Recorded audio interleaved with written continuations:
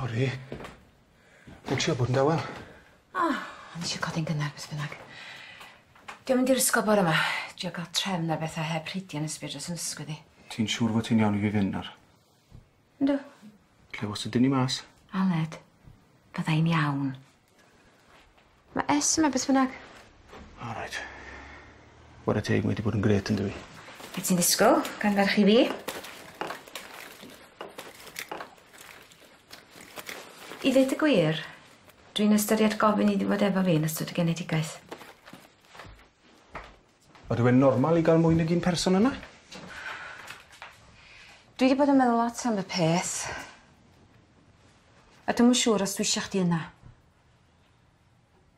Sa'n deall? O, dwi'n gwybod bod chdi isio bod yna. Wrth gwrs i moyn bod yna. Sian, hwn i'n mlendyn cyntau. Wi moyn bod yna o'r foment mae'n dod mewn i'r byd. Ia, a gyd i ddod i fewn yn syth ar ôl i'r babi gael ei eni. Mae yna lot o ddynion ar ôl iddyn nhw weld eu partneriaid yn rhoi genedigaeth yn cael traffaeth meddwl amdanyn nhw mewn ffordd rhywiol eto.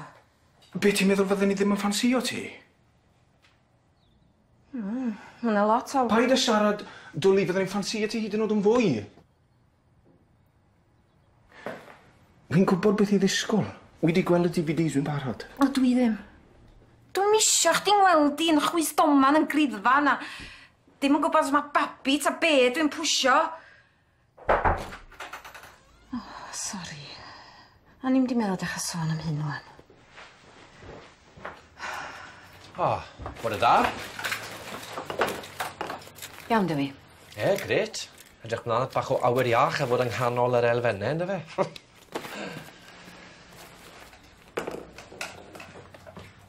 Fyddai yn y car yn aros. Aled, yn i siarad am hyn ar ôl chdi dod yn ôl. Pam, ti'n mynd i newid y feddwl?